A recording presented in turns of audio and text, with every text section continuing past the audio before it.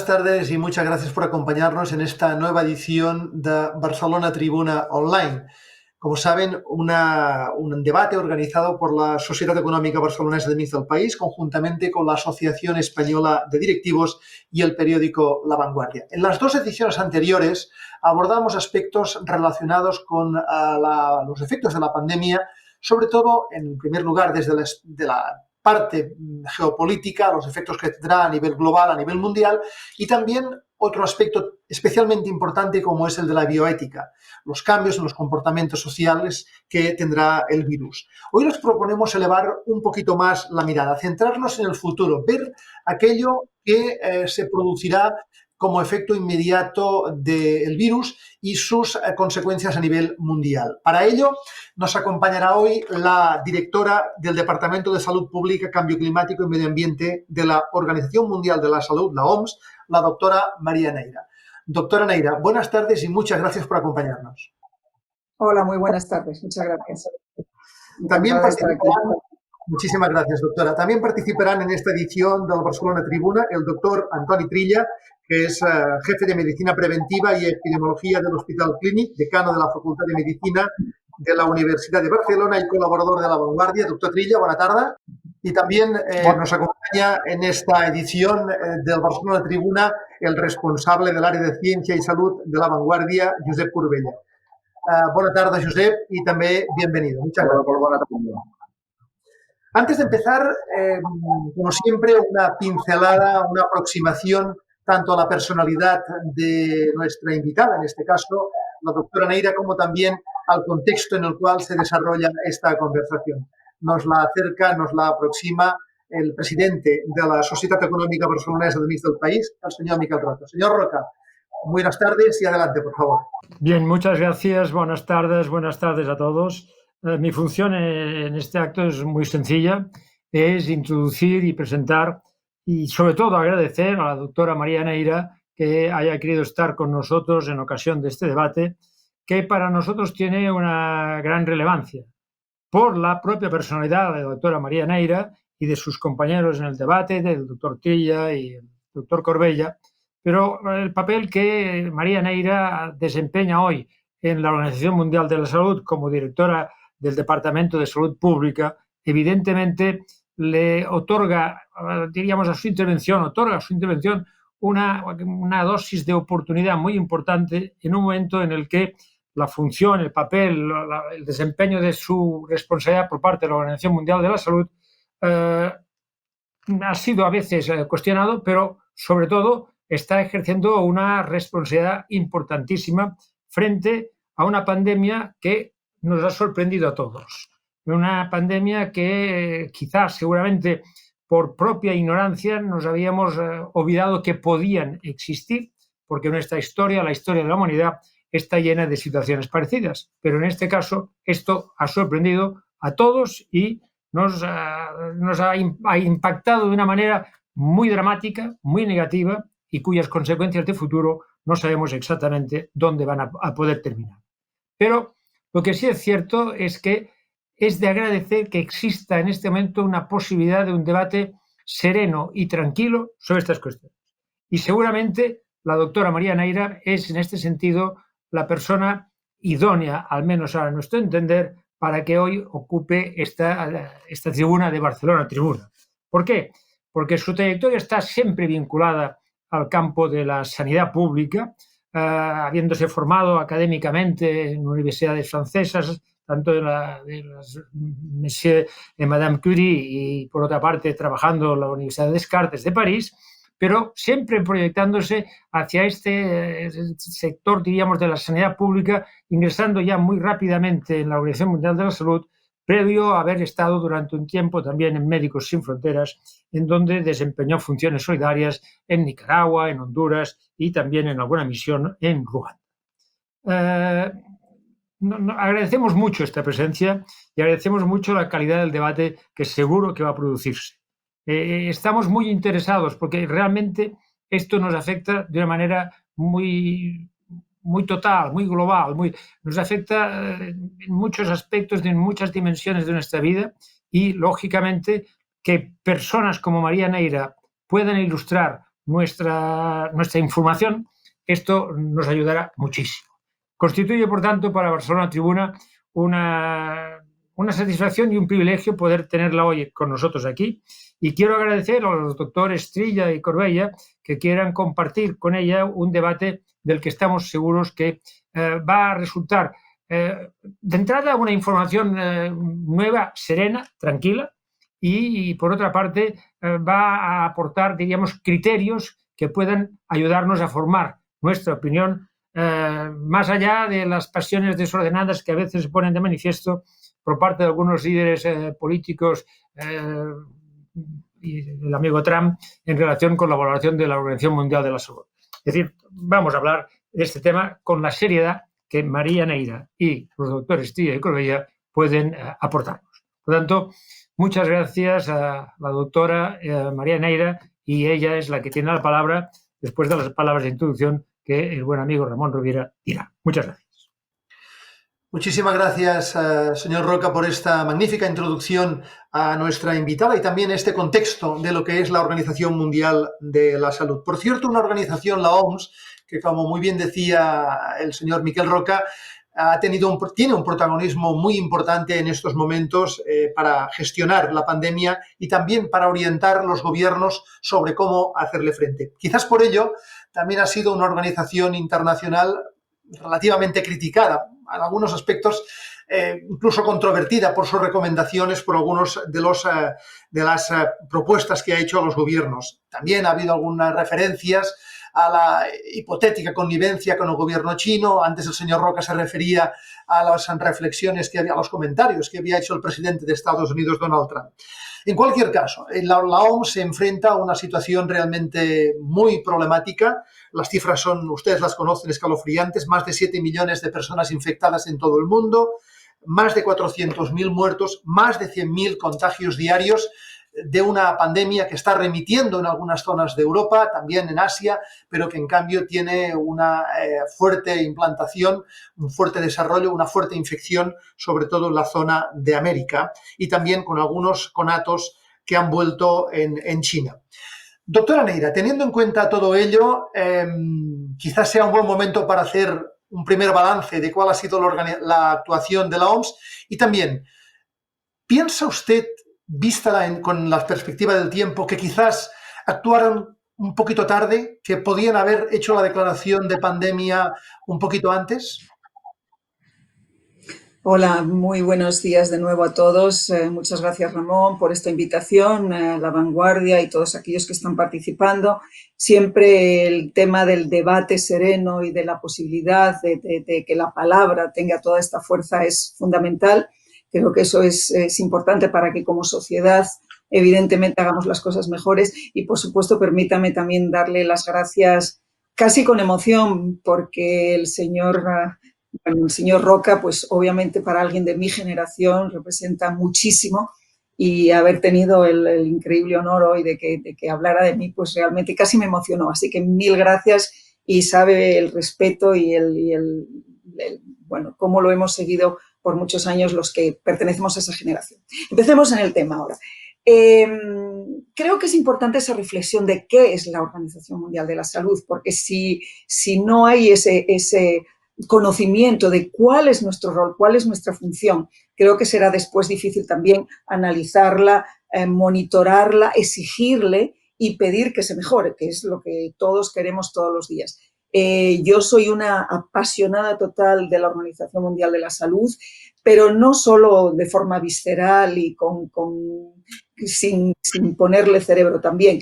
Creo, como profesional de salud pública que creo que soy, que es necesario, es fundamental tener un cuadro, tener que nos ayude a dirigir esa salud pública global, a orientarla, casi no me atrevo a dirigir, más bien orientarla, intentar influenciarla y desde luego asegurarse de que no son solo los países ricos los que tienen acceso a esta sanidad universal o a estos niveles de bienestar económico y de salud, sino también el resto del mundo, anticipando factores de riesgo, poniendo en marcha diferentes mecanismos, iniciativas que creo que son poco conocidas. Permíteme darles un detalle que seguramente a algunos les va a sorprender y que lo he oído últimamente en algunos de estos debates televisivos sobre cómo funcionan los organismos internacionales. Solo para que se hagan una idea, el presupuesto anual de la Organización Mundial de la Salud, que tiene un cometido obviamente global y que está presente en más de 130 países, es exactamente igual que el del presupuesto del Hospital Universitario de Oviedo o el de Ginebra, para dar una cifra. Creo que eso es importante, como el señor Roca hablaba de contexto, ¿no? De cuáles son la situación y el contexto. Llegó tarde la Organización Mundial de la Salud a esta epidemia.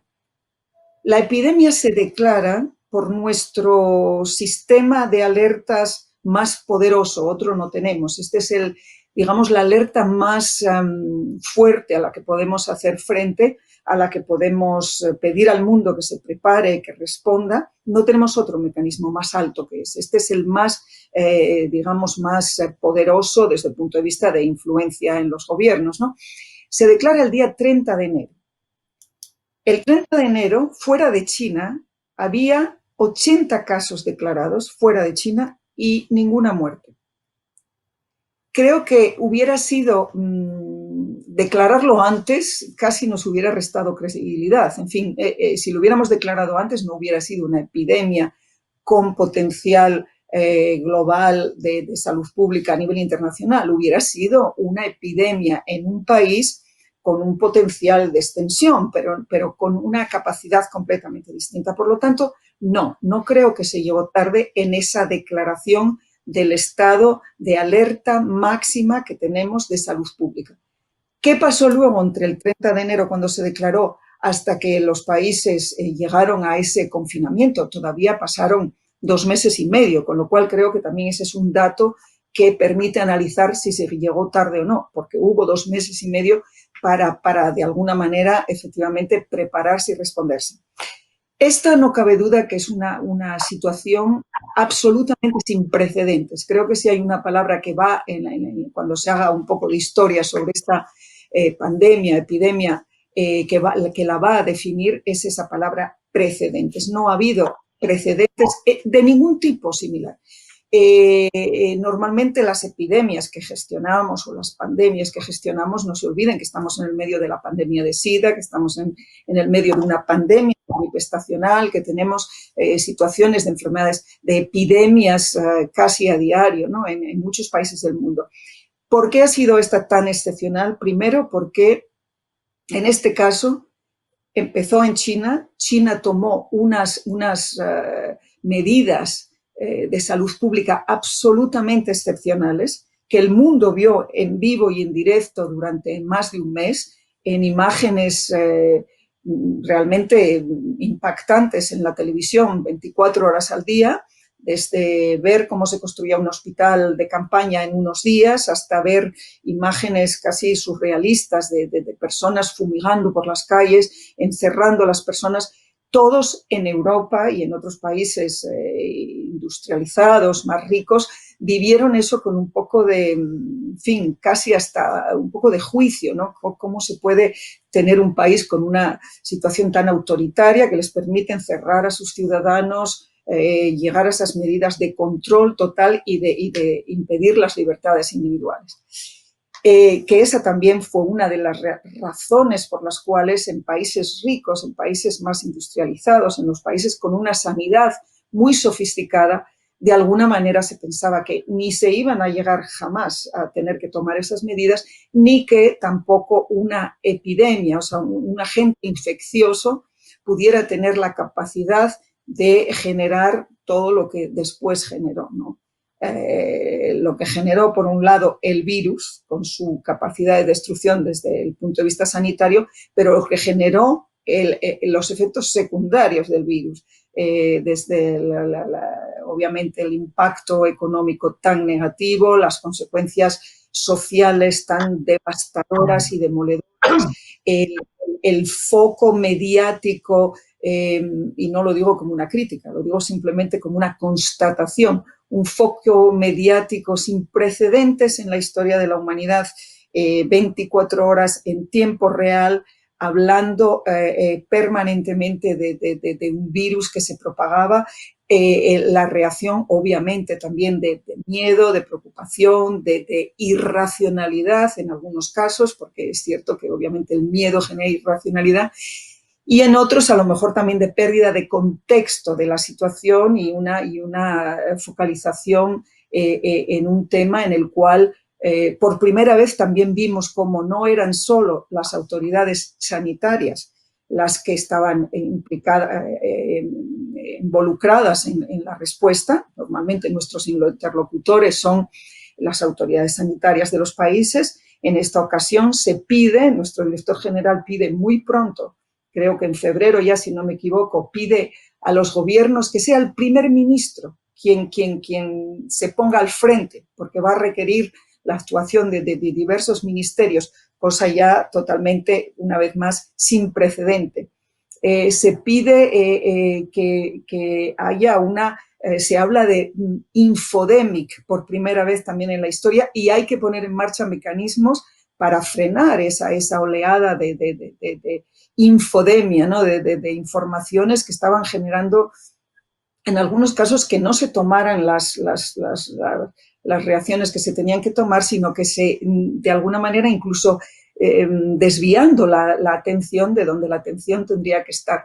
Se genera también un fenómeno muy interesante de querer que lo que en medicina o en ciencia tardamos a veces meses, años, se habla de un artículo, una revista científica, hasta que no hay otros, a lo mejor hasta 100 como ese, no empezamos a digerir esa información, a analizarla y a transformarla en una recomendación de salud pública. Solo para recordarles que hasta que llegamos al Tratado Marco del tabaco, casi pasaron 50 años entre que se generó la evidencia científica hasta que pudimos poner en marcha ese acuerdo marco sobre el tabaco. No estoy diciendo que sea un buen modelo, es un modelo fatal, nunca tendría que ser así, pero para explicarles que a veces la ciencia se genera en muchos años. Sin embargo, aquí cada artículo que salía, y les puedo asegurar que han salido miles a diario, el público quería inmediatamente una traducción, una aplicación a su vida diaria,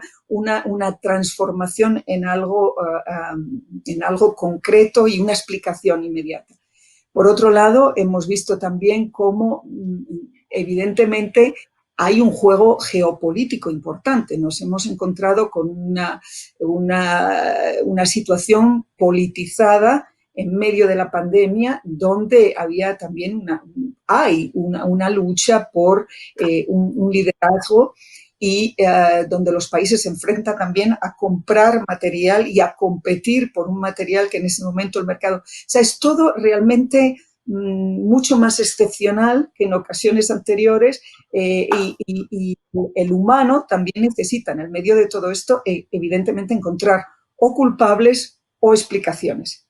Y de ahí nace también distintas teorías conspiratorias, culpables que tenemos que buscar y, en fin, en el medio de todo esto, lo que la OMS dice desde el principio es lo que funciona. Curiosamente, en el año 2020, la medida de salud pública más importante, más fundamental, la que sin ninguna duda de evidencia científica es y fue la válida, es el lavado de manos.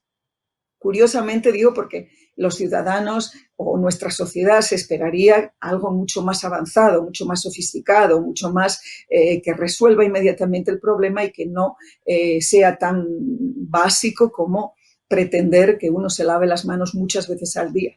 Otra recomendación tan básica como podríamos haber recomendado hace 100 años era esa distancia, ese evitar darse la mano, esos abrazos, en fin, esa cultura un poco, y ahí se toca también otra base de nuestra sociedad.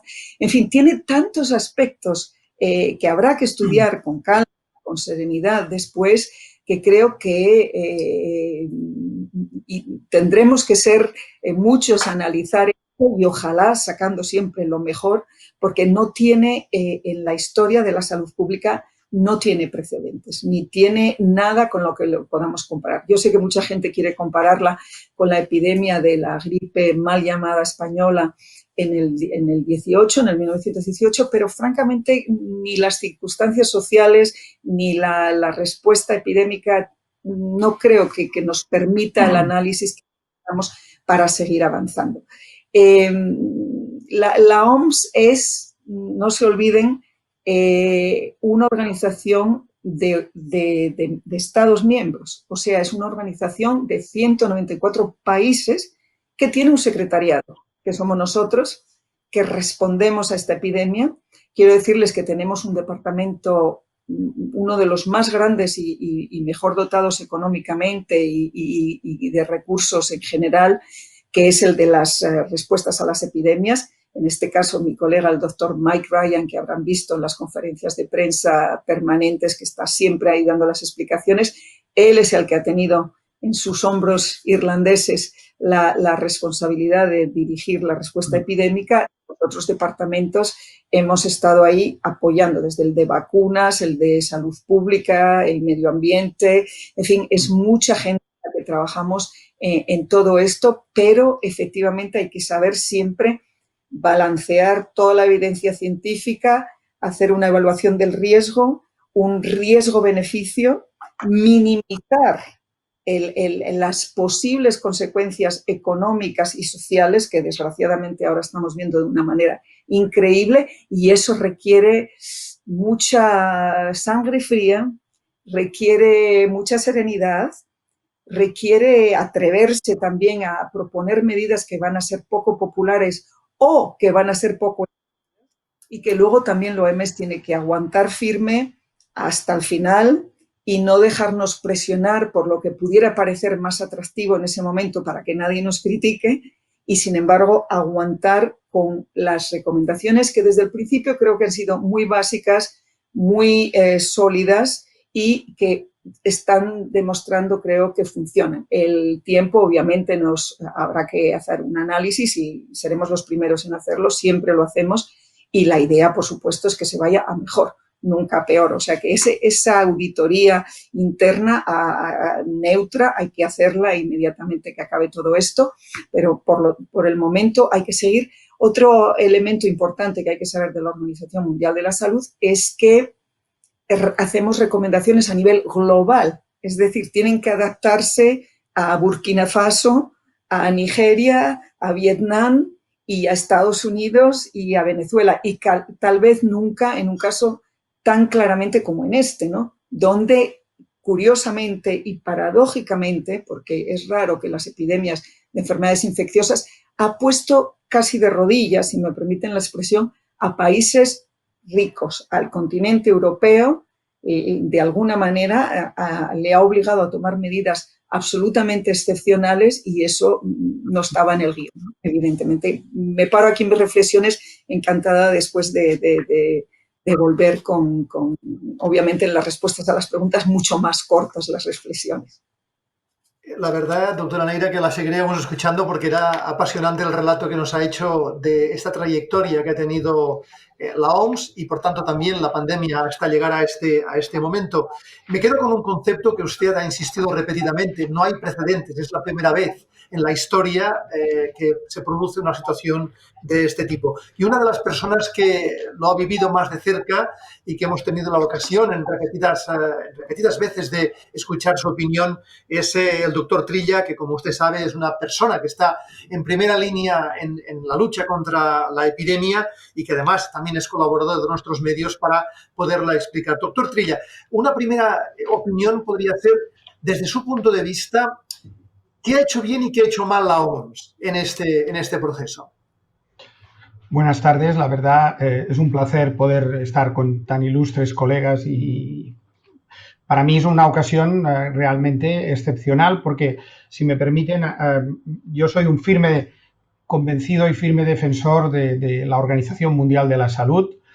Eso no significa que en determinados momentos tengamos que mirar, como ha dicho muy bien la doctora Neira, que algunas cosas se perciben o se cree que quizá no se han hecho del todo bien, y no creo que en la mayoría de las ocasiones sea directamente atribuible a la propia Organización Mundial de la Salud en sí, que todo el personal está muy cualificado técnicamente, extraordinariamente dedicado, por lo tanto aquí no hay ninguna queja. La única cosa es que probablemente tenemos una OMS que para estas cosas quizá se nos queda un poco corta o no acaba de funcionar bien. Y la doctora Neira ya ha mencionado algunas de las limitaciones que tiene el organismo mundial, la Organización Mundial de la Salud, que como todos estos organismos, como su organismo madre, las Naciones Unidas, pues es imperfecto. Todos pensamos que es un magnífico organismo que tendría que ayudar a muchas cosas, la ONU, la OMS, pero a la hora de la verdad o no hacemos caso de sus recomendaciones o no tiene fuerza para llevarlas a la práctica, y uno tiene la sensación de que muchas veces se pierde mucho tiempo en difíciles equilibrios, tanto políticos como presupuestarios, como de otro tipo, ¿no? Es evidente que hay una de las, digamos, críticas a la organización, insisto, no para nada a las personas que en ella trabajan, es que la hemos dotado nosotros mismos, los estados, de muchas limitaciones, que tiene bastantes disfunciones en algunos sentidos, que quizás se percibe a veces como una excesiva burocracia y que desde el punto de vista general actúa, y me parece bien que lo haga, pero quizá en esta pandemia ha quedado un poco, quizá excesivamente de manifiesto, actúa un poco como la voz de la conciencia, ¿no? Si me permiten la expresión, un poco de Pepito Grillo del mundo. Y como ha dicho muy bien la doctora Neira, se dirige necesariamente a todo el mundo, y esto hace que a veces los mensajes se perciban relativamente distorsionados, ¿no? Yo siempre utilizo el mismo ejemplo. La OMS tiene muchas dificultades porque es como si alguien hiciera un pronóstico del tiempo para todo el mundo. Y es muy difícil hacer un pronóstico del tiempo porque en algunos lugares hace sol, en otros llueve, en otros va a cambiar el tiempo en horas y otros se va a mantener muy estable durante bastantes semanas o meses, ¿no? Yo, si me permiten, voy a utilizar una frase que creo que es muy contundente, pero que de alguna manera pone un poco el foco en cómo se ha percibido la actuación de la OMS en esta pandemia, por lo menos hasta ahora. Tiene que ver con una magnífica contra que realizó La Vanguardia hace unos días, unas semanas, a Daron Acemoglu, un economista brillante, un investigador en Harvard, que es autor de un libro que seguramente muchos de ustedes han leído, que es ¿Por qué fracasan los países? Recientemente se le concedió el premio Fronteras del Conocimiento del Banco de Bilbao Vizcaya y mucha gente dice que es un firme candidato a un futuro premio Nobel, ¿no? El titular de la contra, que evidentemente sacó el punto más importante, es: esta OMS es un desastre y necesitamos que funcione. Y Acemoglu hace dos consideraciones en el único punto de la entrevista que trata sobre la OMS. Dice: ha fallado sobre todo la Organización Mundial de la Salud porque no reaccionó a tiempo, porque no supo exigir transparencia en todos los datos a China, ni coordinar la respuesta a la pandemia a nivel global. Dice: esta OMS es un desastre, este es el titular, pero necesitamos una que funcione, con lo cual yo creo que hay que verlo desde la parte positiva, o en todo caso podemos matizar que funcione mejor, dotarla de los instrumentos, del dinero y de todo para que funcione mejor, y añade: esto también es una urgencia sanitaria, ¿no? Y desde el punto de vista técnico, aprovechando que tengo aquí a mi colega, a María, yo sé que esto es muy difícil y nada más lejos de mi intención que hacer un análisis a posteriori, pero creo que si en algo nos despistamos todos, si todos significa todos, no sé si nos despistaron la insuficiencia de los datos en China, algunas cosas que no se conocían en aquel momento que después se han ido conociendo, pero desde nuestro punto de vista, desde los que estábamos aquí en España, en Cataluña, en Europa, en todo el mundo, viendo lo que pasaba, siguiendo día a día los primeros pasos de la epidemia, hubieron muchas dudas al inicio de qué tan importante y qué grado de transmisibilidad tenía esta enfermedad. Recuerden que al principio se decía que era difícil, o que parecía que era difícil, que hubiera una transmisión efectiva de persona a persona. Esto sabemos ahora con toda seguridad, ya desde hace tiempo, que no es así, es una transmisión eficiente. Eso quizá también abonó la teoría de que no nos íbamos a enfrentar a una cosa especialmente complicada. En parte, como ha dicho también Miguel Roca, no teníamos memoria aquí en los países más ricos y con mejores sistemas sanitarios. Nadie tenía memoria de una situación así. Segundo, es probable, aunque esto lo estamos todavía, se está acabando de valorar, que los datos que venían de China indicaran la situación en el momento actual, quizá con algo de retraso, pero que evidentemente el virus probablemente estaba circulando desde mucho tiempo antes, y no solamente circulando en China, sino probablemente circulando por todo el mundo. Y aquí viene la tercera dimensión para nosotros, que nos ha complicado y nos complica notablemente el cómo enfrentarnos a este virus, que es la capacidad de su transmisión en personas que no tienen síntomas, en asintomáticos. Las primeras indicaciones de China es esto es una rareza, menos del 1% o el 1% de los casos son asintomáticos. Hoy estamos barajando cifras que van entre el 25 y el 50%. Ayer aquí en España se comunicó que de los últimos 80 casos registrados, 40% son asintomáticos y esto nos ha complicado mucho el control de la infección y también los que están en periodo presintomático. En resumen, yo creo que se hizo una buena labor. Quizá con la historia se intentará saber si realmente no se disponía de esta información o esta información de alguna manera era imperfecta, pero nos ha cogido a todos la ola con el ya muy avanzada, nos ha pasado por encima, nos ha planchado, especialmente a los servicios de salud pública. Los servicios de salud pública en la inmensa mayoría de países, quizá Alemania ha sido la gran y buena excepción en este sentido, no han soportado el primer embate de la epidemia, donde, siguiendo las recomendaciones de la Organización Mundial de la Salud y del Centro de Control de Enfermedades de Europa, la estrategia inicial era hay un problema en China que se está extendiendo quizá en otros países, resto del mundo, presten atención, dediquen muchos esfuerzos, todos los esfuerzos, a la estrategia de contención. Intenten identificar los casos importados, intenten diagnosticarlos e intenten aislarlos para que no tengan ustedes cadenas de transmisión autóctonas. Esto se intentó hacer, yo creo que se hizo relativamente mal en este punto de vista, pero sobre todo, bien visto lo visto, creo que estábamos solo apuntando a unos cuantos casos que pasaban por encima del radar, pero que por debajo del radar, pacientes asintomáticos, desde mucho tiempo antes de empezar a haber casos importados, estaban ya circulando en muchos países y cuando llegó el momento explotó la epidemia en Lombardía y al cabo de una semana en Madrid, Barcelona y a partir de aquí, como ha dicho muy bien la doctora Neira, países muy potentes, con sistemas sanitarios muy potentes, han doblado la rodilla, hemos doblado la rodilla y afortunadamente ahora parece que como mínimo estamos intentando recuperarnos y espero aprendiendo que de nuevo volvemos a esta estrategia de contención, pero ya hemos tenido 3-4 meses para prepararnos mejor, sabemos que hay asintomáticos, sabemos que hay que hacer grandes esfuerzos para evitar que las cadenas de transmisión continúen porque vamos a seguir viviendo como estamos viviendo en España y hoy y ayer noticia también en China, pequeños rebrotes que ojalá se queden en pequeños rebrotes, pero no podemos descartar que alguno de estos alcance mayor extensión y tengamos que volver a medidas realmente que no habíamos visto en siglos probablemente, ¿no? Y muchas gracias, insisto, esto quiero que quede bien claro, absolutamente convencido del extraordinario valor que tiene la Organización Mundial de la Salud, de la extraordinaria valía de todas las personas que en él trabajan. La doctora Neira es un claro ejemplo. Y a partir de aquí, los países hemos de hacer reflexiones si queremos dotar a la OMS realmente de los medios, tanto económicos como de otro tipo, para que realmente se convierta en una agencia que no solamente dé buenas recomendaciones técnicas, sino que tenga una capacidad, yo diría, importante de poder intervenir, ya sé que esta palabra no gusta a los países, pero que pueda intervenir de forma lo más directa posible ante situaciones del calibre de esta pandemia, que es una emergencia claramente mundial en este sentido.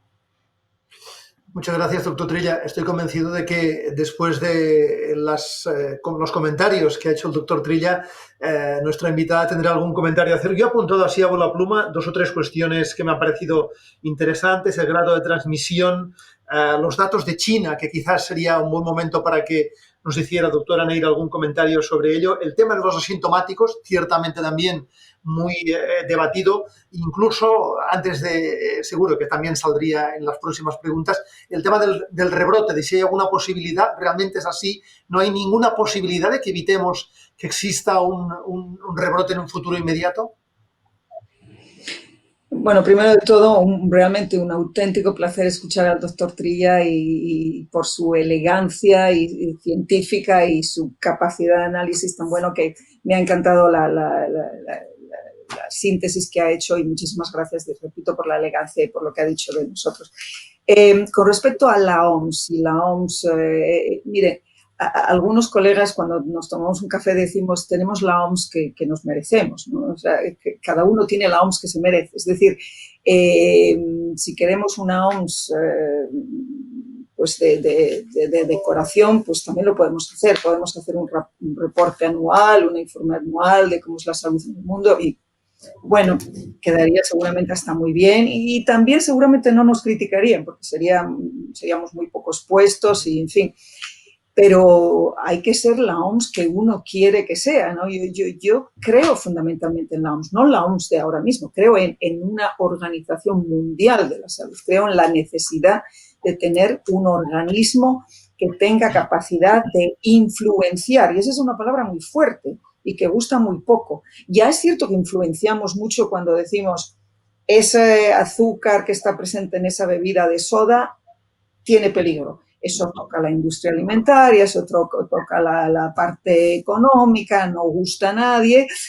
Y lo decimos, bueno, se queda ahí, tenemos esa influencia, en algunos casos se llega incluso a imponer impuestos. En fin, son medidas que son poco agradables, un poco de pepito grillo, efectivamente, pero que, bueno, a su manera van funcionando. Por tanto, ¿deberíamos de ser un poco más? Pues a lo mejor, en algunos casos, sobre todo en el caso a lo mejor de epidemias o de grandes crisis mundiales, a lo mejor sí. Bueno, para decirles la verdad, yo estoy convencida de que sí, de que tendríamos que tener un papel todavía más reforzado y tener la OMS no la que nos merecemos, sino que la que queremos y la que necesitamos y la que está lista para que dé las respuestas que necesitamos. Dicho esto, tengo que aclarar en esa definición de hechos de lo que pasó en la pandemia.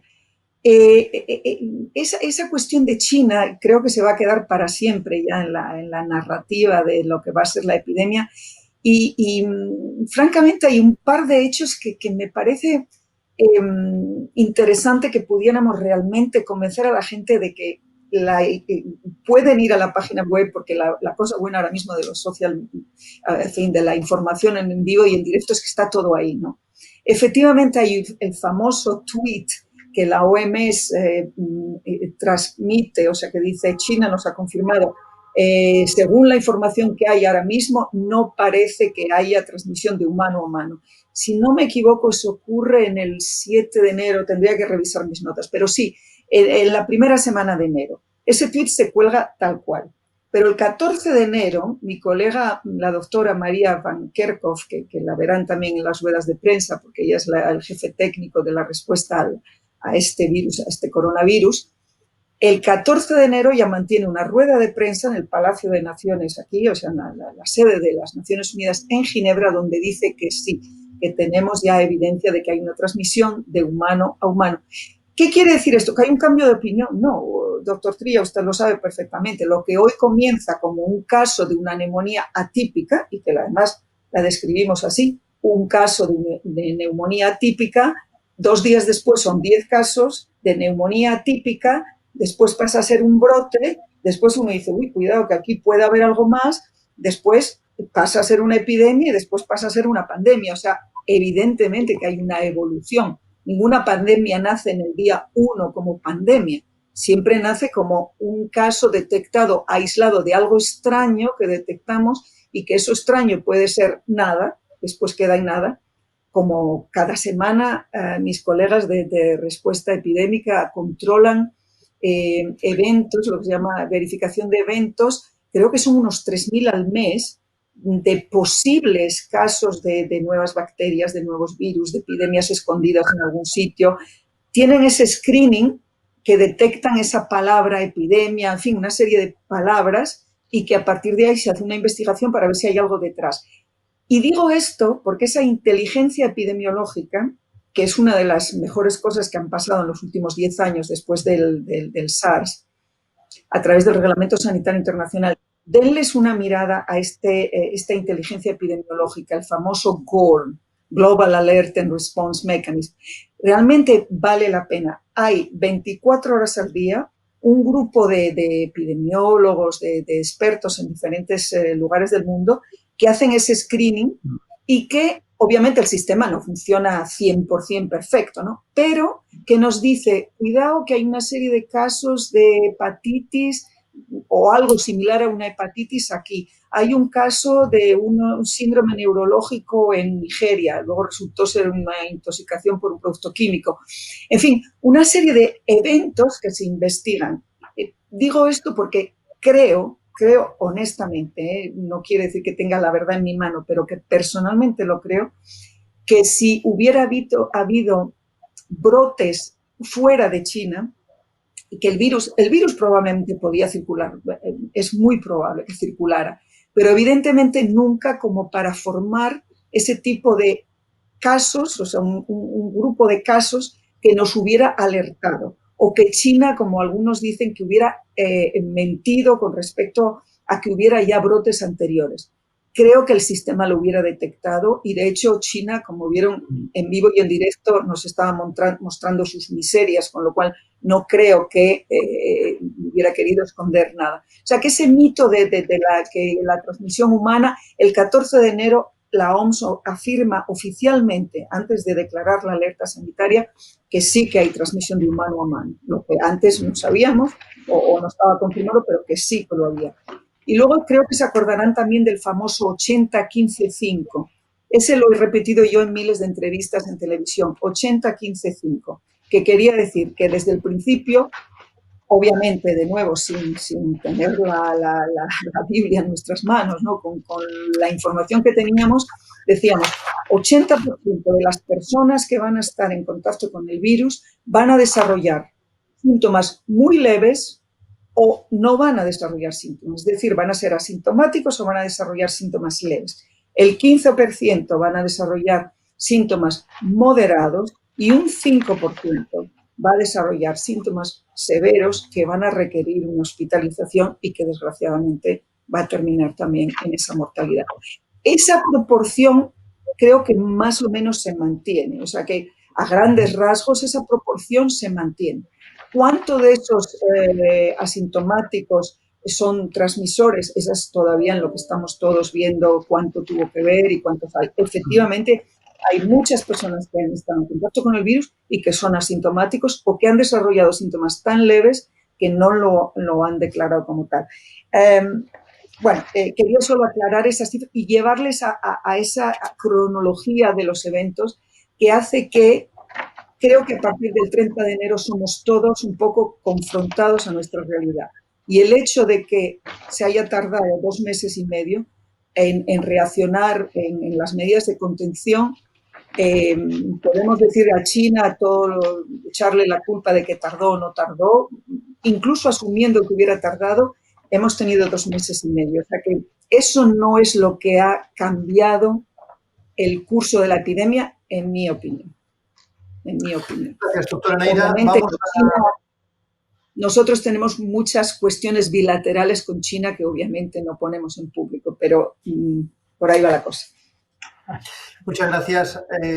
Josep Corbella, creo que había ya algunas preguntas para la doctora Neira. Sí, decir primero que afortunadamente hemos tenido la OMS en esta pandemia, porque pese a todas sus limitaciones, a sus limitaciones de presupuesto, sus limitaciones de competencias, a que hace recomendaciones y no tiene capacidad normativa, pese a todo es seguramente la única institución que ha ejercido un liderazgo global de cómo el mundo debía enfrentarse a esto. Esta no va a ser la última pandemia, habrá más. La duda no es si las habrá o no las habrá, sino cuándo llegarán, y seguramente deberíamos preguntarnos qué tenemos que hacer con las lecciones aprendidas en esta para no ser tan vulnerables en el futuro y qué hay que reformar y de qué medios hay que dotar a la OMS o al organismo que sea, de qué medios y de qué competencias para que no se reproduzcan los errores que se han producido. Dicho esto, le quería preguntar sobre el caso concreto de España. Es muy interesante si miramos cómo ha evolucionado la epidemia en distintos países, como cada uno tiene su peculiaridad en función de su cultura y de su sistema político. Y en España podemos evaluar que se ha hecho bien, que se hubiera podido hacer mejor, pero una característica que tenemos es una cultura del rifirrafe político que ha aflorado en estas últimas semanas. Y le quería preguntar, en este tipo de organización política de confrontación más que de consenso, ¿es positiva en una situación de epidemia como esta o más bien es perjudicial? ¿Y qué habría que hacer en el caso de ser perjudicial para corregirlo? Josep, mil gracias. Creo que habíamos hablado, pero no nos conocíamos, así que encantada de verlo. En una epidemia, a mí no me gusta hacer comparaciones con el mundo militar. Sé que todo el mundo está usando en esta epidemia, en esta pandemia, mucha comparación con el mundo militar, que es una guerra. No me gusta. Así que voy a hacer una comparación con cuando respondemos a una epidemia no lo sé, en Mozambique, cuando me tocó en Ruanda una epidemia tremenda, en el Zaire, una epidemia enorme de cólera. Sí le puedo decir una cosa. Tiene que haber un mando muy claro. Tiene que haber un grupo estratégico que pone todas las cosas en común y que toma esas decisiones. Esas decisiones se ejecutan. Hay inmediatamente un feedback que te viene todas las noches y que haces el debriefing y que dices, no, por aquí vamos mal, esto hay que incorporarlo, hay que llamar a esta gente, hay que poner a este otro grupo a trabajar, hay que informar a toda esta gente. Todo eso es aplicable en una pequeña epidemia en Ruanda o en una gestión de una crisis en un país. Si tú no tienes una capacidad ahora mismo de empujar todos en la misma dirección, ante una crisis como la que estamos teniendo, que tiene unas consecuencias brutales, veíamos todos la violencia doméstica, estamos empezando a ver cifras aterradoras de violencia doméstica durante los tiempos de confinamiento. Veo con terror las cifras que van a salir sobre salud mental e impacto psicológico en niños de este lockdown. Los meses que no han tenido escuela también nos van a pasar factura. Ese miedo que le quedó a la gente ahí atrás, ese cambio en nuestra sociedad que era tan de abrazarse, de tener ese contexto social tan positivo, ¿no? O nos ponemos todos a buscarle la parte positiva, a ser creativos, a no ser destructivos, a tener realmente lo que se llama un liderazgo. Es decir, el liderazgo es saber en situaciones muy difíciles, el señor Roca seguramente sabe de lo que hablo, estar a la altura, y estar a la altura requiere efectivamente liderar en el buen sentido de la palabra y hacer política en el buen sentido de la palabra también. Política con esa P enorme de protección de la sociedad y de velar por la sociedad. Así que no ayuda nunca esa rifirrafe. Eso no quiere decir que no tenga que haber controversia y que no tenga que haber gente que está en desacuerdo, por supuestísimo, pero que eso sirva para empujar y para salir. Rifirrafes que desvíen la atención o que nos depriman todavía más, incluso con esta situación económica que hay en este momento, con esta crisis social y económica, impensables. Doctora Neida, antes de continuar, porque el doctor Trilla estoy convencido de que tiene algunos comentarios y preguntas que hacerle, yo quisiera referirme a un memorándum, a un documento, un manifiesto que ha publicado la OMS recientemente, donde se refiere a la situación económica actual, la califica de la peor recesión económica de desde los años 30 y que habla de la necesidad de impulsar una recuperación rápida para paliar sus efectos. Hablan de 6 medidas y, sobre todo, plantean la necesidad de que esta recuperación económica sea al mismo tiempo también una recuperación verde, es decir, que tenga una parte de protección del medio ambiente, de la ecología.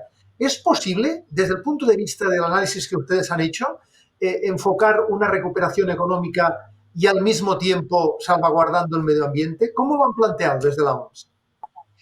Sí, efectivamente somos muy convencidos de la salud pública, pero tampoco somos totalmente ingenuos e idealistas que pensamos que todo se puede hacer en nombre de la salud y que no hay que tener en cuenta también el contexto económico. Y por lo tanto, estamos convencidos de que esta salida de la crisis, estos estímulos económicos, paquetes económicos, inversiones que se van a hacer tan importantes para dar un empujón a esta recuperación, si se hace bien, puede ser una recuperación saludable, verde y sostenible, ¿no?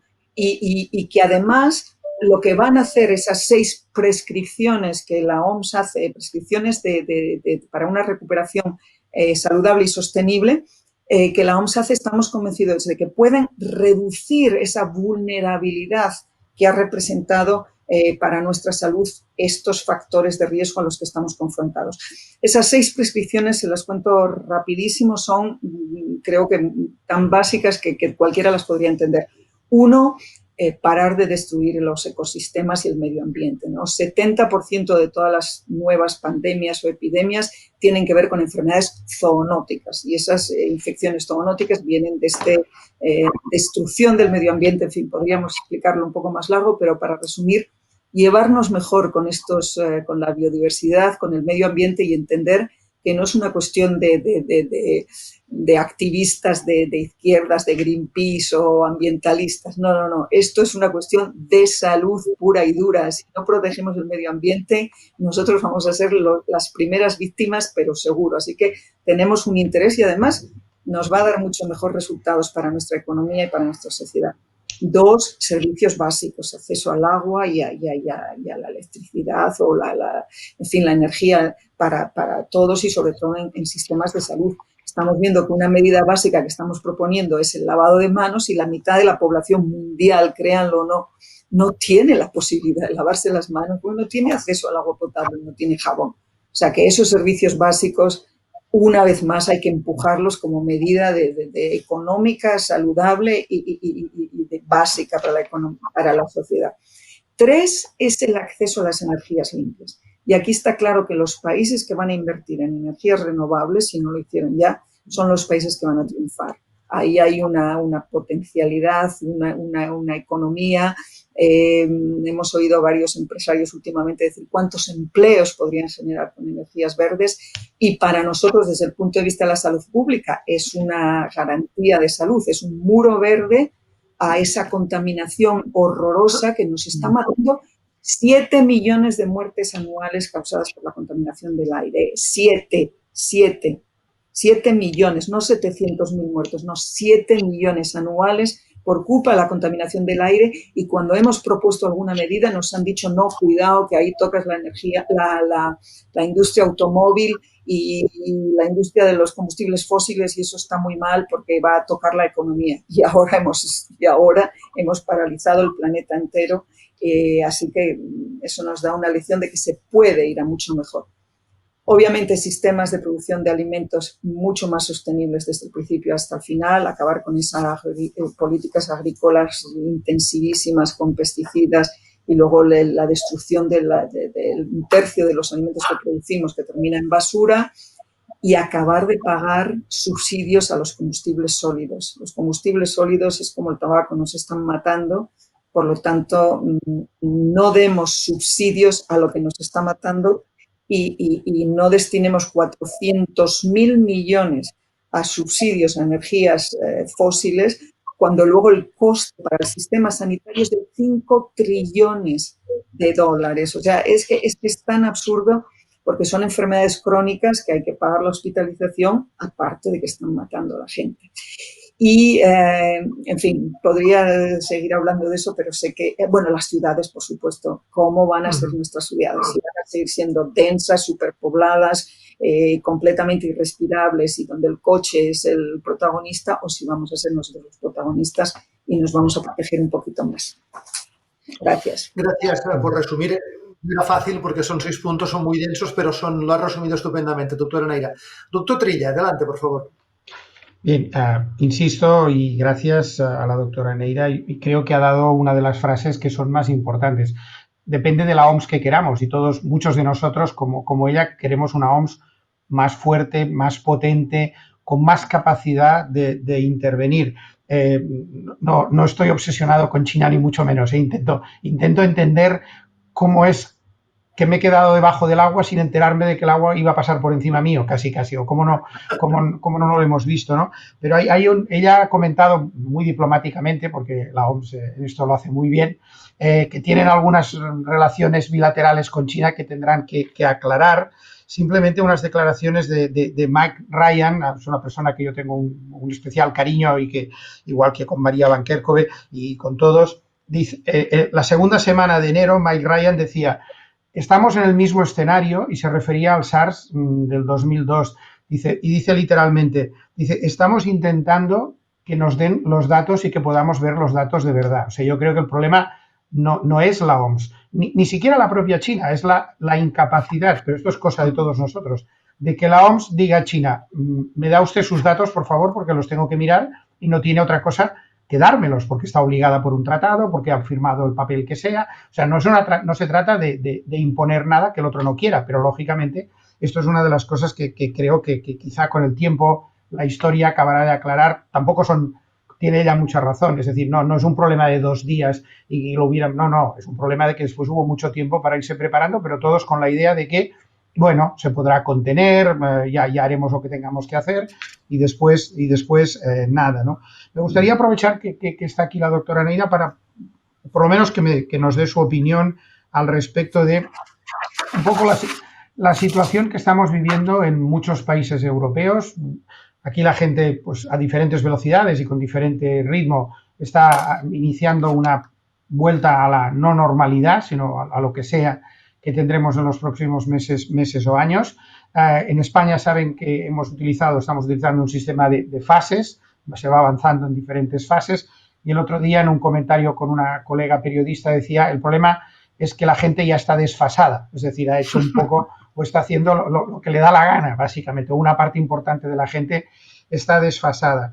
¿Hasta qué punto la OMS o ella, en su opinión personal, valora realmente el riesgo de un rebrote? Cuando hablamos de rebrote importante, es decir, si hay un caso localizado o 100 casos, pues mira, aún no, pero volver, aunque sea unos cuantos pasos atrás y tener realmente que volver a medidas de confinamiento, aunque sean de territorios relativamente no tan extensos como un país. ¿Esto en los próximos meses lo contemplan como una posibilidad real o hemos aprendido y en teoría hemos aprendido lo suficiente para intentar detectarlo a tiempo y si tenemos suerte, porque evidentemente hay factores que no podemos controlar, esto se podría evitar? Esa es la primera pregunta. Y la segunda, que le formulo también directamente y que a mí particularmente hay miles de cosas de esta epidemia que me despistan, muchas, o sea que confieso mi capacidad de asombro. Sí, gracias.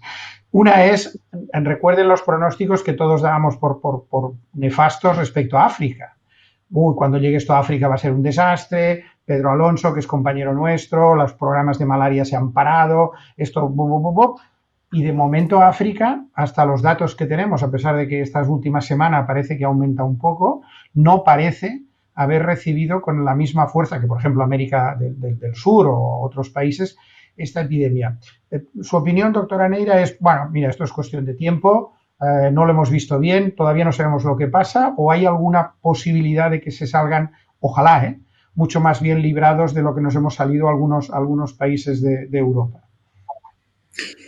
Sí, voy a empezar precisamente por esta última pregunta. Entonces, hay varias, es difícil hacer pronósticos siempre y no voy a hacer ningún pronóstico. En África todo puede pasar también, pero es cierto que hay una serie de criterios que nos permiten analizar la situación de otra manera. Uno, tienen una población mucho más joven. O sea, la cuestión demográfica creo que nos da también un elemento de información. Segundo, la patología como asociada a las personas que han desarrollado síntomas más severos, la diabetes, las enfermedades crónicas, la hipertensión, cierto que existe, pero en distintos núcleos dentro de la población africana, con lo cual esas patologías asociadas también representan otro análisis, en fin, otro elemento para análisis que podría explicar por qué. Y luego, pues, aunque sobre la cuestión de la estacionalidad, del tiempo, de las condiciones climatológicas, evidentemente todavía no sabemos, pero podría ser, usted sabe perfectamente que, por ejemplo, en el caso de la gripe estacional, pues también en África tiene un impacto menos negativo de lo que puede tener en otros continentes con otro tipo de clima, ¿no? De condiciones climatológicas. Son 3 elementos que por sí solos no significan nada, a lo mejor puestos juntos tampoco permite hacer ninguna conclusión. Lo que sí le digo que desgraciadamente yo estoy convencida que el impacto en África va a ser demoledor. Y no sé cuál va a ser la proporción de esos efectos demoledores que va a causar el virus, es decir, como casos y defunciones directos, o por lo que está sucediendo desde el punto de vista económico. O sea, alguien que gana $8 al día, y que no tiene una economía digamos, de sostén, no puede dejar de trabajar más de 2 o 3 días, ni siquiera 2 o 3, porque esa economía se colapsa completamente. Con lo cual, yo creo que en África hay que ser muy cuidadosos con los efectos secundarios económicos, sociales, como por ejemplo ahora ya ese miedo en algunos lugares a vacunarse que se está extendiendo. O el miedo en general a un cierto tipo de médicos en los centros de salud. Y creo que con eso hay que tener mucho cuidado. Dicho esto, seguimos, por supuesto, monitoreando, enviando material, mandando test y asegurándonos de que se pueda contener lo máximo posible esa epidemia que por el momento no parece explosiva, pero que, por supuesto, nadie descarta. Con respecto a Europa, ¿puede haber un brote? ¿Es esa una de las posibilidades? Sí. ¿Puede ser un rebrote brutal? Como escenario es posible, claro que sí. ¿Que eso significa que tenemos que volver a confinarnos ahora inmediatamente? Otra vez, no, porque de todas maneras eso no nos va a librar de que no podemos vivir permanentemente confinados y no podemos tampoco estar escondiéndonos del virus que sigue circulando y que va a estar en otros continentes, con lo cual, por mucho que lo eliminemos en este, también podría volver. ¿Qué significa esto? Que habrá que tener una brigada de bomberos muy fuerte, es decir, habrá que prepararse para un incendio monumental, esperando que luego sea a lo mejor una pequeña hoguera, ¿no? Ojalá. Si ocurre algo, va a ser como en marzo. Yo personalmente pienso que estamos dotados completamente diferente ahora para que no sea así. Desde ustedes en los hospitales, que el manejo de los casos, en fin, las UCI es una maravilla como se ha hecho ahora y como siempre y cuando los profesionales de la salud puedan descansar un poco y recuperarse, que también lo necesitan desesperadamente. Los sistemas de vigilancia epidemiológica están activados y son de una sensibilidad ahora mismo fantástica. La cooperación con otros países europeos está en niveles máximos y creo que la población también, aunque algunos se relajen demasiado, no se relajen, pero las medidas van a tener también su impacto. En ese sentido, creo que hay que decirle a la gente que, bueno, vamos a ser ni ansiosos o hiper excesivamente preocupados ni relajados, ¿no? Pero que de alguna manera enfrentar esta fase de una manera positiva con toda la precaución que se pueda tener, pero también de forma positiva, porque si no, la salud mental va a ser nuestra próxima pandemia y ahí también va a tener mucha dificultad a resolverla. Así que preparémonos para lo peor y ojalá que lo que suceda sea lo mejor, ¿no? Ojalá que sí, doctora. Vamos a una nueva cuestión, en este caso planteada también por el responsable de Información de Ciencia y Salud de La Vanguardia, Josep Corbella. Josep, endavant. Sí, de cara al futuro, ¿qué competencias concretas y qué capacidad ejecutiva concreta debería tener la OMS o las Naciones Unidas en su conjunto para ejercer un papel de liderazgo sobre la salud de la población mundial? Bueno, primero tiene que tener a todos sus Estados miembros. Y con esto quiero decir que ninguno sobra y que ninguno se tiene que ir, eso está clarísimo. No, ni siquiera contemplamos la idea de que no seamos los 194 Estados miembros que son ahora, porque son todos muy necesarios. Probablemente no, segurísimo hay que hacer ese análisis de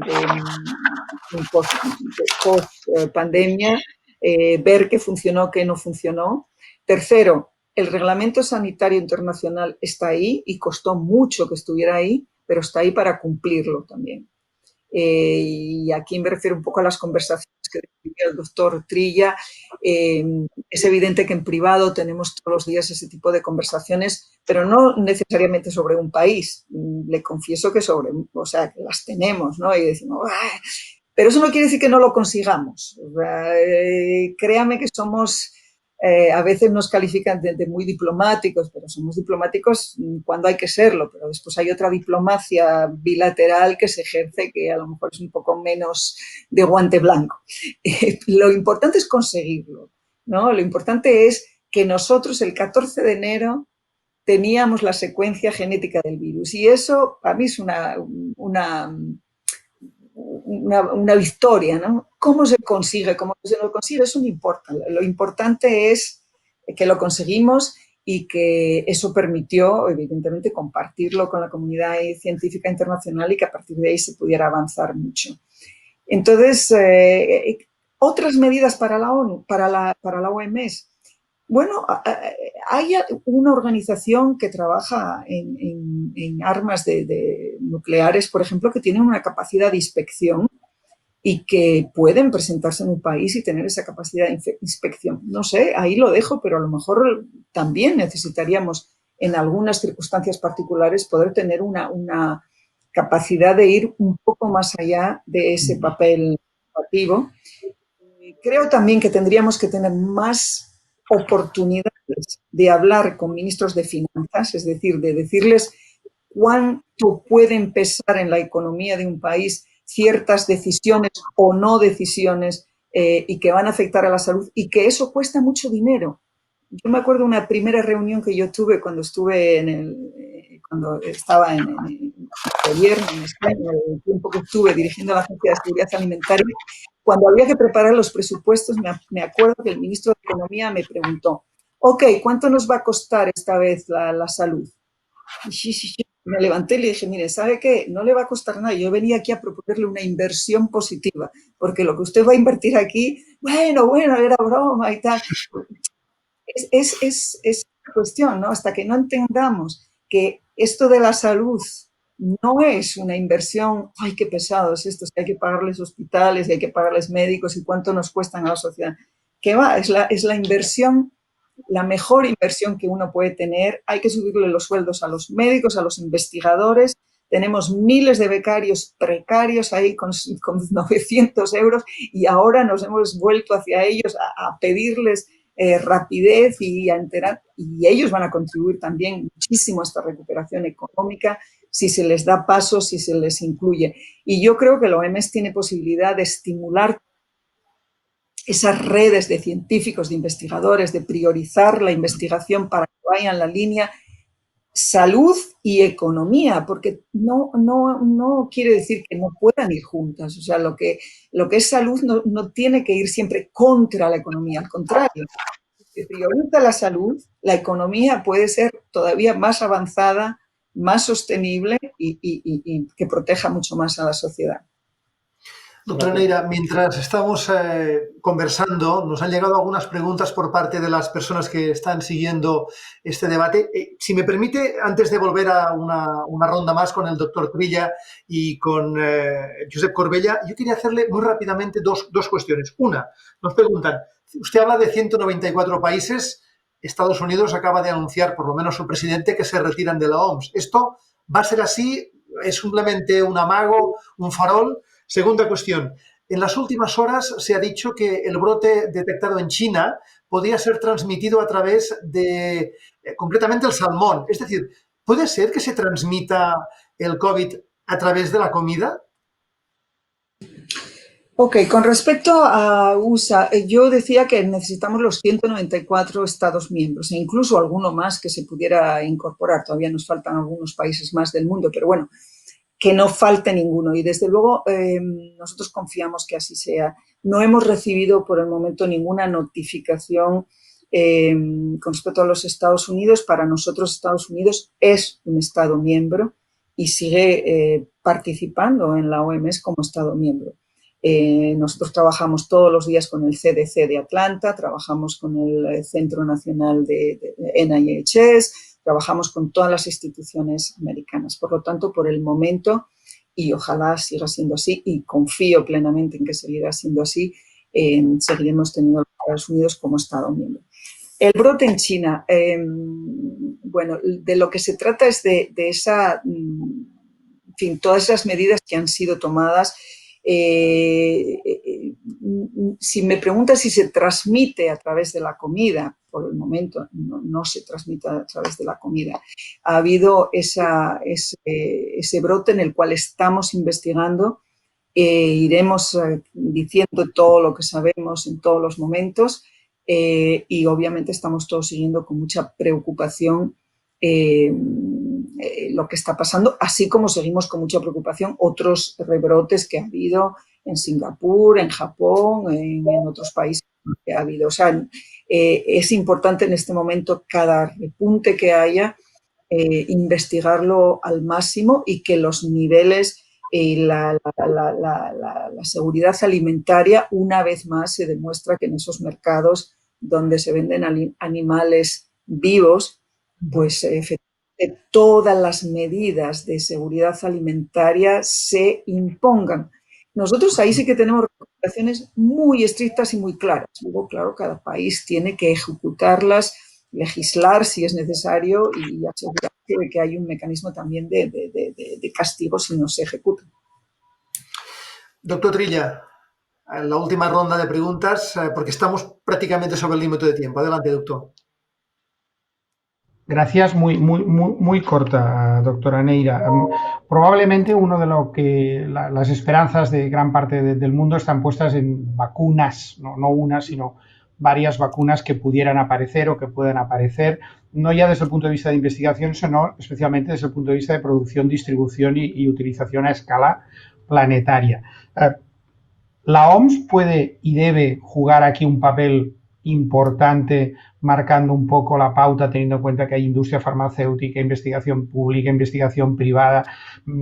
Los ciudadanos del mundo probablemente les estarán mirando diciendo, hagan ustedes de árbitro, pongan orden y acaben facilitando que cuando nos toque y con el orden que nos toque nos podamos vacunar a aquellos que se tengan que vacunar. ¿Cómo lo ve esto?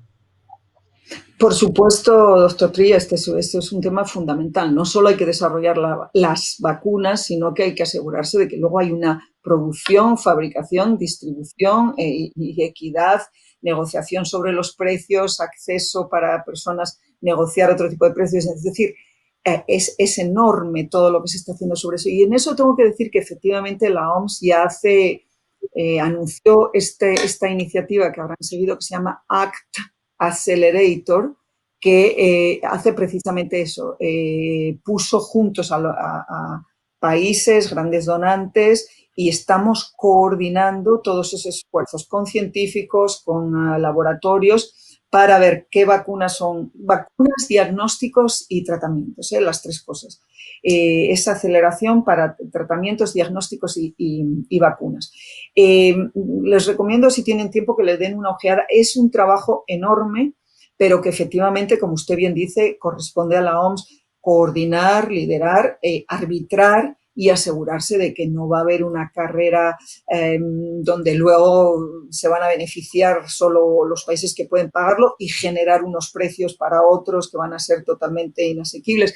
Estamos en ese sentido trabajando en muchos frentes y desde hace ya varias semanas, con lo cual confiamos que, si bien no todo está terminado ni listo, ni mucho menos, pero confiamos que efectivamente esa distribución pueda ser lo más equitativa posible. No digo 100%, porque eso va a ser, pero va a haber seguramente subvenciones, va a haber precios, en fin, va a haber muchos mecanismos, entre ellos los 8.000 millones que se recogieron a través de esa conferencia para comprar vacunas para aquellos países que no puedan por sí mismos tener acceso. ¿Hay alguna y todo previsión? esto generando beneficios económicos para los que producen. Sorry. No, perdone, doctora. Le preguntaba si hay alguna previsión de cuándo estará lista la vacuna. Esa es la pregunta. Yo creo que a primeros del año próximo. Algunos muy optimistas dicen que incluso antes de final de este año, pero veremos. Yo creo que a principios del próximo año. Ojalá que los optimistas esta vez tengan toda la razón. Ojalá que sí. Josep Corbella. Una pregunta muy breve que interesa especialmente a España en este momento, y es cómo minimizar el riesgo de que haya casos importados derivados de la afluencia de turistas. Bueno, es evidente que la protección 100 no existe. Yo sé que la frase normal es la de decir que el riesgo 0 no existe. Bueno, la protección 100 tampoco. Tiene que haber un sistema de vigilancia epidemiológica que permita esa detección. Ahora mismo, con el espacio Schengen, Lo que ocurre es que la movilidad es en realidad entre países que tienen una situación epidemiológica muy compatible. Países que casi todos han hecho ese confinamiento, que tienen pocos casos ya o que están casi al límite, pero así todo eso no quita que efectivamente esos famosos pasajeros que pueden ser asintomáticos o incluso con síntomas leves, pero que no han sido detectados, desarrollen síntomas. Se han puesto mecanismos muy extraordinarios en los aeropuertos, en los sistemas para notificar a esos pasajeros y poder detectarlos inmediatamente. Se van a tener listas de pasajeros que han viajado para que si se detecta un caso poder alertar a todos. En fin, para minimizar, como usted bien dice, reducir al cero eso, que nadie se haga ilusiones. Pero sí que es cierto que va a haber un detector de humo rapidísimo y que si hay humo nos va a permitir lo más rápido posible identificar de dónde sale esa chispa o ese fuego. Y ojalá que... Sí, preguntas muy breves que nos han hecho algunos espectadores y a ver si tenemos respuestas porque estamos ya prácticamente fuera de tiempo. Las mascarillas, distancia de seguridad, la higiene de manos, ¿han venido para quedarse? ¿Esto será siempre así para el resto de nuestras vidas? Hombre, yo me gustaría creer que la higiene de manos sí, esa tiene que quedarse o sí o sí. ¿Verdad, doctor Tría? Anda que no podemos prevenir enfermedades y no solo este nuevo coronavirus, sino muchísimas con la higiene de manos. Por favor, que se quede para siempre. La distancia social, no, por favor. Esa que no se quede.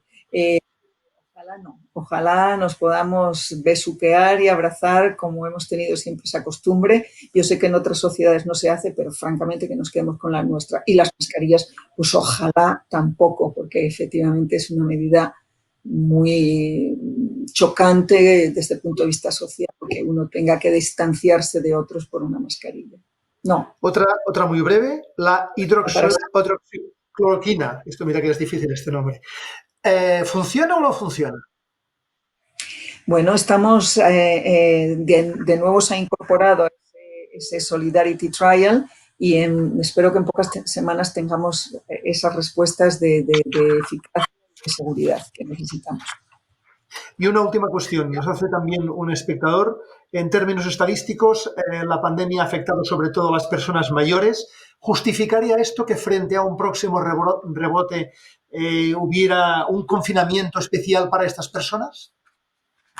Bueno, yo creo que desde el punto de vista de salud pública, normalmente en cualquier epidemia, en cualquier agente de riesgo, siempre se identifica primero el grupo más vulnerable, ¿no? Siempre se dice esas frases en la televisión, las mujeres embarazadas primero. Bueno, cuando uno tiene la certeza, como en este caso tan clarísimo, de que el grupo más vulnerable, y eso también lo sabemos desde el principio, son las personas de una edad avanzada y de entre ellas aquellas que tienen patologías asociadas, me parece realmente de básica salud pública efectivamente blindar o proteger de una manera fundamental a esas personas que son las que efectivamente son más el grupo de riesgo. Es muy lógico, sí. Doctora Neira, muchísimas gracias por acompañarnos hoy en este Barcelona Tribuna. Antes de poner el punto final, la cloenda, el punto final, lo hará el presidente de la SEBA, el señor Miquel Roca.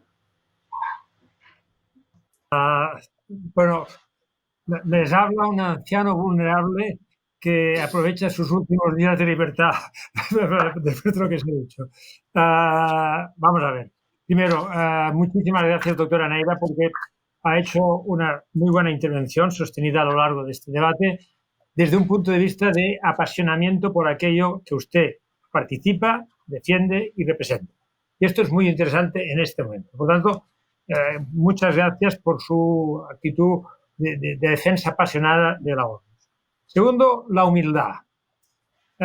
Estamos aprendiendo en una situación sin precedentes y por lo tanto me parece que es mucho mejor, mucho más ético el reconocer el error que instalarse en la crítica sistemática del error sin aportar nada de nuevo.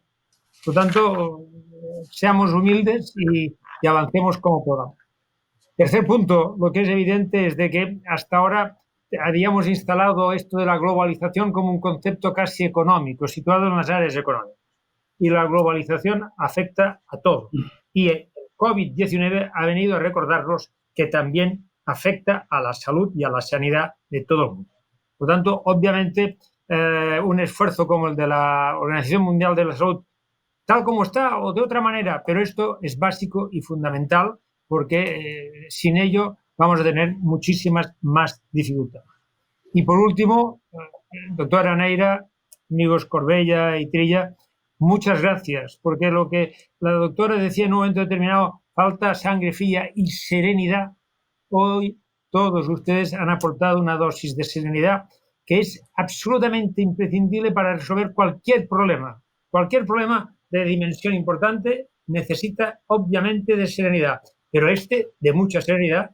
Y hoy ha habido un debate de altura, de calidad, de respeto, diríamos, de aportaciones positivas, que esto nos influye muy positivamente en la valoración de lo que deba suceder a partir de ahora. Muchísimas gracias y que tengan ustedes mucha suerte, que se la merecen. Muchas gracias. Gràcies a vostè també, senyor Miquel Roca, presidente de la Societat Económica Barcelonesa de Amics del País, que conjuntamente con la Asociación Española de Directivos y La Vanguardia han organizado esta Barcelona Tribuna. A ustedes también, a los que nos han seguido durante esta hora y algunos minutos más, muchísimas gracias por su compañía y hasta la próxima edición del Barcelona Tribuna. Buenas tardes. Buenas tardes. Buenas tardes. Muchas gracias, buenas tardes. Bona tarda, buenas tardes.